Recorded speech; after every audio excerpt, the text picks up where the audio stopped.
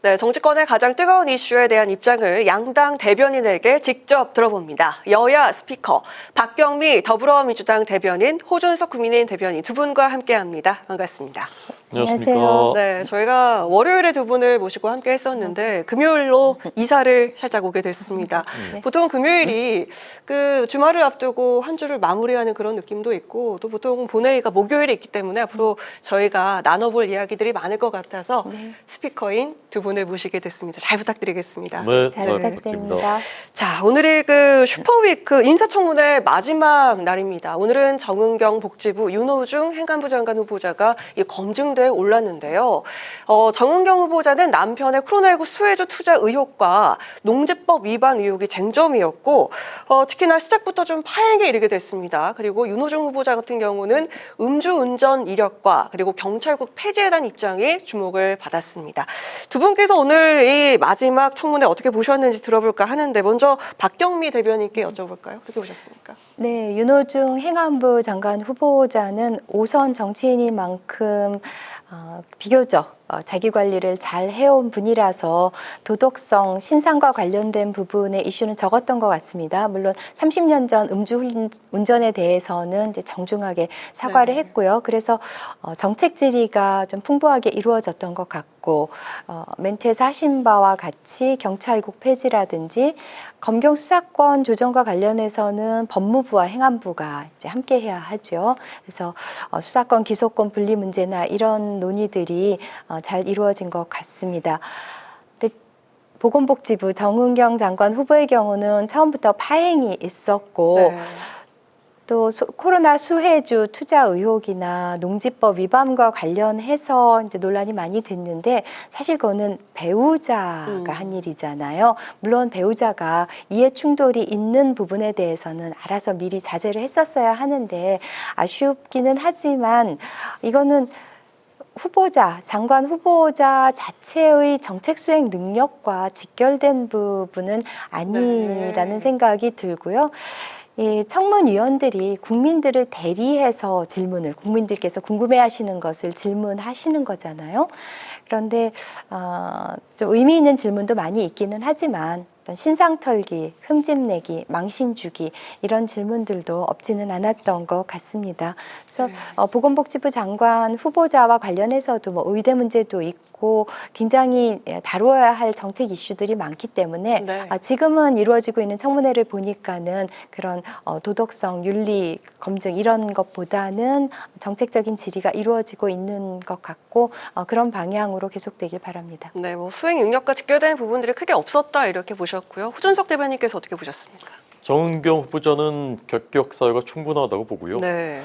부부가 뭐 일심 동체인지까지는 모르겠지만 경제 공동체인 것은 맞죠. 남편이 돈 벌었으면 내가 번 것이지 않습니까? 근데 오늘 청문회에서는 직무상 얻은 정보를 가지고서 주식 거래를 하지 않았다라는 건데 사실 검증하기 어려운 영역이죠. 내가 취득한 정보로 남편이 주식 거래를 했느냐 안 했느냐 두 사람만 사실 아는 것이지 않습니까?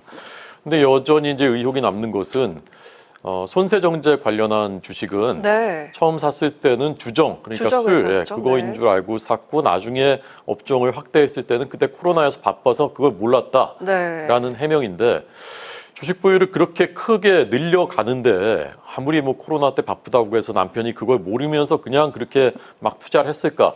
상식적으로는 좀 이해하기가 어려운 그런 측면이 있는 것이고요. 그다음에 이제 마스크 필터 관련 업체 그 주식도 이게 거래 정지되기 2주 전에 그걸 이제 전량 매도를 했다고 하는데 이것도 우연의 일치라고 보기에는 너무나 석연치 않단 말이죠. 그 밖에도 뭐 조류 AI라든가 아프리카 돼지열병 관련한 것도 그 시기들하고 너무나 뭐 거의 신의 영역이다라는 저희 당 의원의 주장으로는 할 정도로 그렇게 또 시기가 맞물려서 주식 거래들이 이루어졌단 말입니다. 평창의 1600평 농지도 꾸준히 내려가서 농사를 지었다고 하는데 어떻게 그 공직자와 그 의사 그 부부가 1600평 농지를 평창까지 가서 어떻게 농사를 짓나. 여전히 다 해소가 되지 않은 것들이 오늘 그 청문회에서. 그래서 이런 것들에 대한 사실은 뭐 제가 보기에는 일반적인 그 청문회 전국에서는 거의 낙마 1순위에 해당합니다. 예, 그런데 이제 지금 워낙 더 심각한 분들이 몇 분 있어요, 앞에. 네. 그러니까 이게 조금 하지만 사실 그냥 보편적인 기준을 적용한다면 저는 부적격이라고 생각합니다. 네, 이렇게 매일매일 인사청문회가 이루어지고 있는 가운데 그 이슈의 중심에 섰던 인물들이죠. 강선우 여가부 장관 그리고 이진숙 교육부 장관 후보자 임명 여부에 관심이 지금 쏠리고 있는 그런 상황입니다. 국민의힘 측에서는 이 두 후보자 지명을 당장 철회해야 한다 거듭 촉구를 했고요.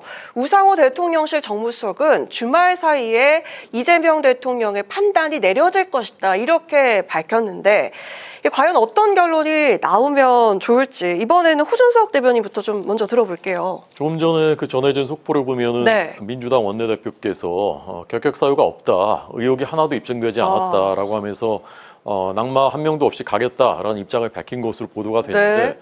그런 결정을 과연 여당 원내대표가 혼자 할 수 있겠는가? 뭐 대통령의 의중이 결국 이제 그거 아닌가라고 이제 해석을 할 수밖에 없는 부분입니다. 네.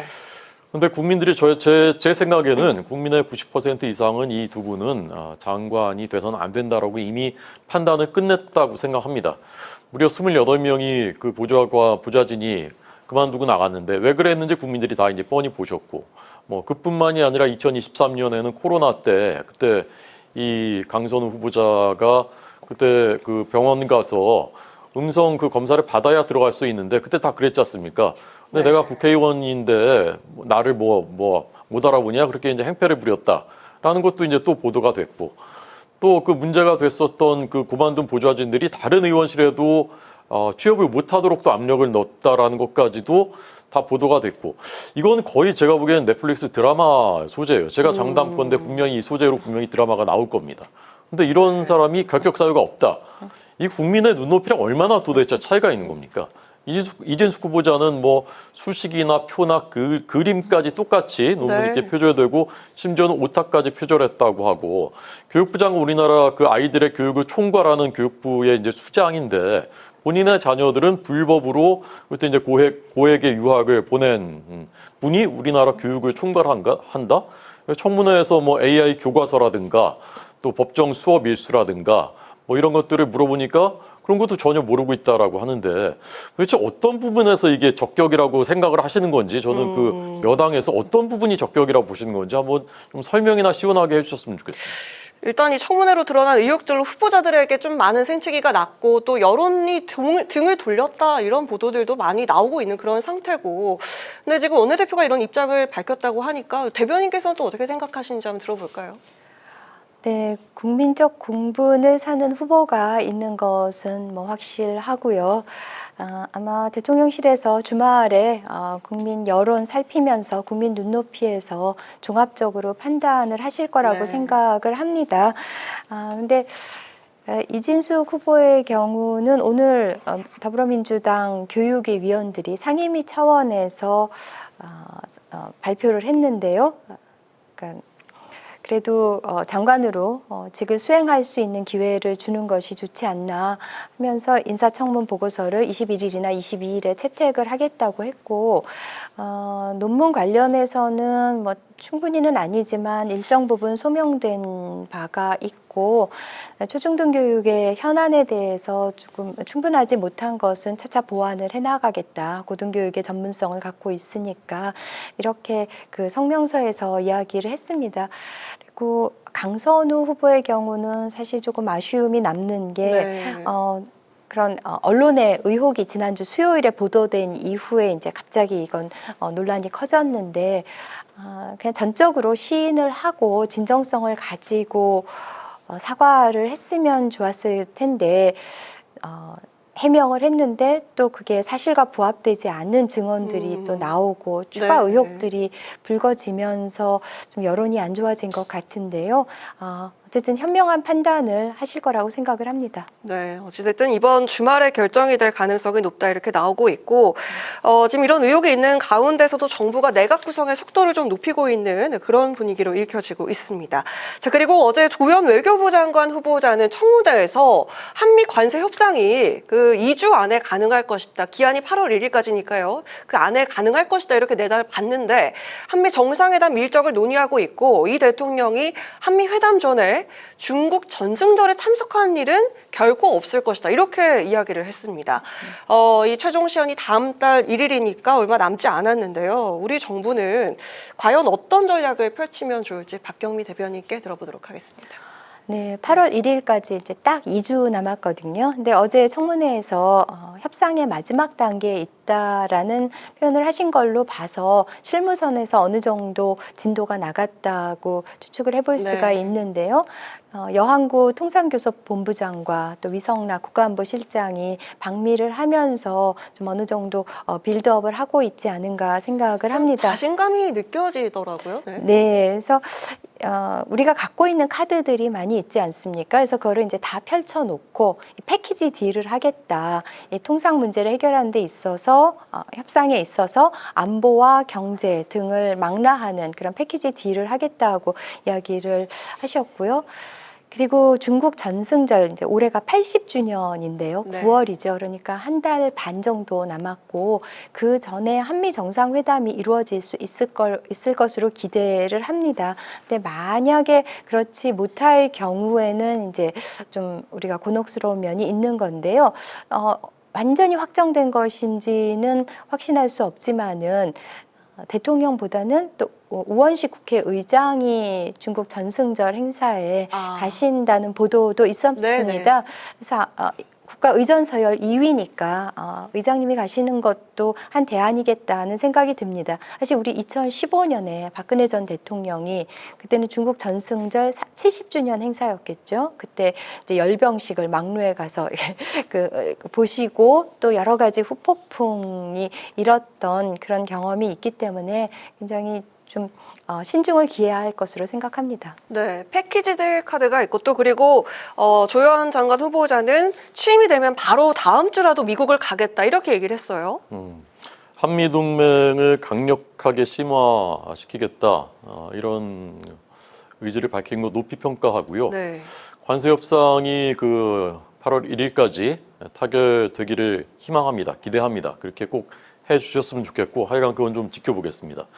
전승절 관련해서는 지금 확정적 답변을 드릴 수는 없다 이렇게 답했던데 후보자께서 그러니까 한미 회담 뭐 그 전이든 후든 뭐 그 상관없이 그거는 안 되는 일입니다. 그거는 확정적으로 답변을 해야 되는 일입니다. 전승절은 참석해서는 안 되는 거고요. 2015년 좀 전 말씀하신 그때도 이미 그게 이제 큰 실패로 결국 귀결됐습니다. 근데 순서에 상관없이 아예 참석하는 것 자체가 안 되는 일이죠. 그 만약에 참석한다면 그건 정말 외교 참사가 될 겁니다. 왜냐하면 2015년에는 그래도 한번 그렇게 해볼까라는 그런 뭐 한번 시도해보는 그런 의미는 있었지만 그러고 나서 아무런 실익이 없었고 중국은 오히려 사드 배치 이후에 매우 거칠게 우리를 압박했고 북핵 문제에 대해서 아무런 영향력을 행사하지 않았습니다. 완벽한 이제 실패였습니다. 더더군다나 지금은 이제 타이완 침공을 공언하고 있는 상태인데 중국 군대를 열병하게 되는 전승절에 참석을 우리 대한민국 정상이 한다. 자유민주주의 국가 중에 그때도 우리나라만 갔었거든요. 근데 지금 같은 상황에서 간다면 그것은 정말 이제 국제사회에서 완전히 이제 그 소외되는 그런 결과를 가져올 것이고요. 그건 한미 정상회담 전이든 후든 가서는 안 되는 것이고 그 부분은 분명히 해야 된다고 생각하고요. 그다음에 이제 북한에 대해서 어떻게 생각하느냐라고 묻자 적으로 변할 수 있는 급박한 위협이다 이렇게 답변을 하셨던데 적이죠. 주적입니다. 왜 그 말을 그렇게 못하시는지 모르겠어요. 장관 후보자들께서. 북한 김정은 정권은 김정은이 직접 대한민국이 적이다라고 규정하고 핵무기는 남한을 향한 것이다라고 공언을 했는데 우리는 북한이 적이 아니다 이렇게 하면은 그냥 우리 안보는 말로 지켜지는 것입니까? 우리의 국방은 국방대로 안보는 튼튼하게 하면서 그러면서 이제 대화할 여지가 있으면 해야 되는 건데 왜 이렇게 당연히 해야 될 말씀들을 못하고 있는 것인지 안타깝게 봤습니다.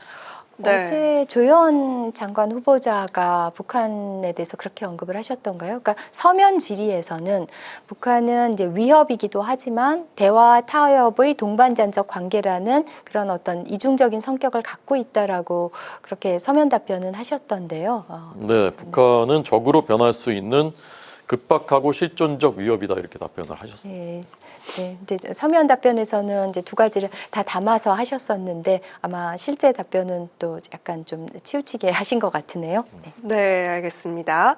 지금 두 분 오시는 길에 좀 뭐 비가 좀 많이 오던가요? 서울 지역 같은 경우도 지금 소강 상태 든 것 같은데, 네. 그렇죠? 근데 지금 비구름이 좀 남쪽으로 이동하면서 남부지방에 계속해서 폭우가 이어지고 있는 그런 상황인데요. 민주당이 지금 이 폭우 피해를 고려해서 이번 주말 충청 영남권 당대표 경선 행사를 온라인으로 변경을 했습니다.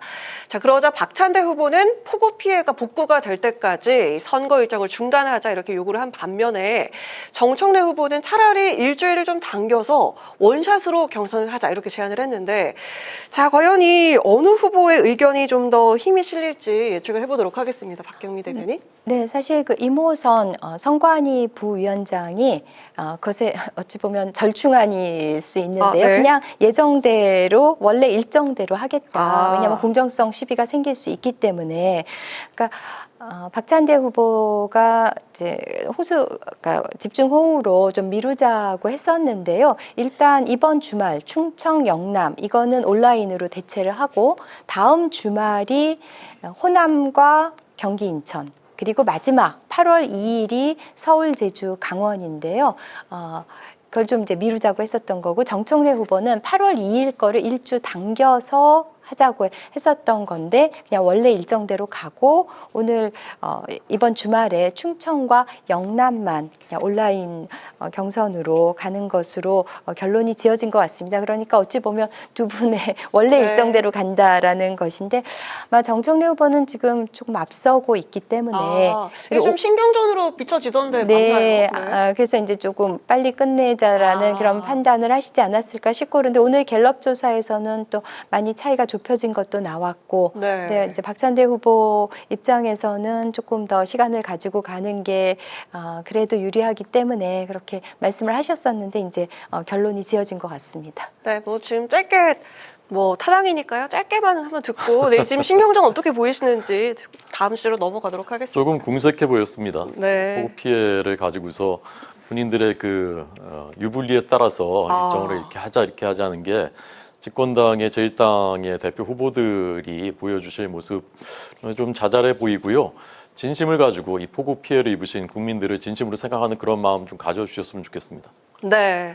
자, 마지막으로 뭐 국민의힘 쪽 이야기를 좀 해볼까 하는데, 윤희숙 혁신위원장이 그 의원 4명 실명을 정확하게 거론하면서 인적 쇄신 대상으로 지목을 한 이후에, 지금 당 내부 갈등이 커지고 있는 분위기입니다. 당 지도부에서는 즉각 불만을 표출했고요. 윤 위원장은 몰매를 맞았다라면서 또 불쾌감을 드러냈습니다.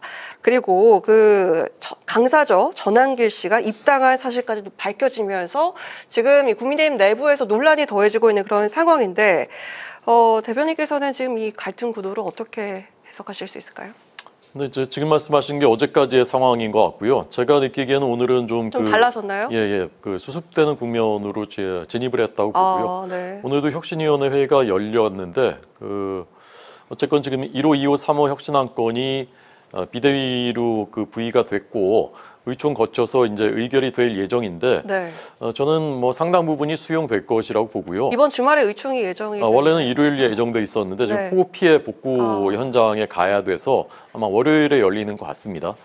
근데 이제 혁신을 해야 된다는 그 절박한 그 의견, 요구들을 다 이제 느끼고 있고 저희 당에서 혁신 필요 없다, 거부한다라는 분은 없습니다. 저는 그런 공감대가 있기 때문에 잘 해결될 것이라고 보고 전한길 씨 입당에 대해서는 사실 이제 그 돌발적인 거죠. 몰랐었던 거죠. 다른 이름으로 입당을 했고 그걸 본명이 아니더라고요. 네, 그러니까 저도 그게 본명인 줄 알았는데 다른 그 원래 본명이 있더라고요. 그렇더라고요. 그래서 사실 이제 그걸 다 물리적으로 걸러내기가 어려운 것이 사실인데 현실인데 오늘 그 소원석 비대위원장께서 이 부분에 대해서 언행이라든가 전한기 씨 입당 이후에도 이제 이미 그 세미나 참석해서 윤어게인 이런 주장, 부정선거 주장을 했기 때문에 그것은 이제 그 당원의 자격이 있는지를 심사할 수 있는 그 대상이 되거든요. 입당 이후에 한 얘기들은.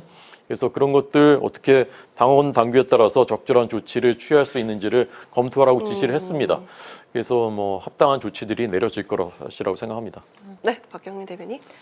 네, 윤희숙 혁신위원장이 방향을 참 잘 잡은 것 같아요. 그래서 처음부터 어떤 말씀을 하셨었냐 하면은 윤석열 전 대통령의 전행을 막지 못한 과오를 당원 당규에 이제 새기자. 그리고 8가지 사건에 대해서 사과를 하자. 대선 패배, 후보 교체, 대통령 간접 시위.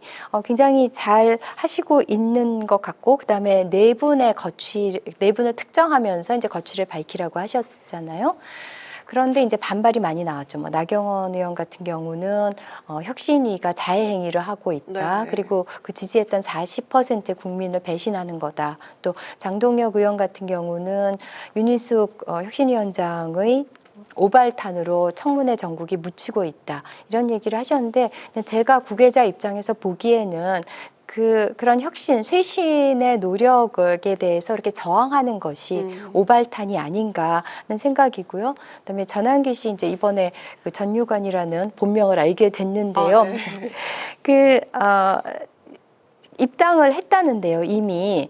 근데 어찌할 수 없었다. 2달 전이죠? 네, 이미 5월에 했다고 하는데. 3달 전이군요. 네. 어찌할 수 없었다라고 하는데 그때 김계리 변호사가 입당한다는 얘기가 나왔을 때는 그때 굉장히 논란이 됐었잖아요. 그리고 전한길 강사가 당원으로 있는 게 마땅치 않다면은 뭐 출당을 시킬 수도 있는 문제인데 좀 더 혁신의 아이디어를 갖는다면은 그런 방향으로 가시는 게 호준석 대변인께서도 또 혁신위원이시고 이렇게 합리적이고 그런 진취적인 생각을 가지신 분들이 이 친윤 일색인 물론 이제 거기에 또 계파가 있죠. 근데 국민의힘을 좀 혁신시킬 수 있지 않을까 싶습니다.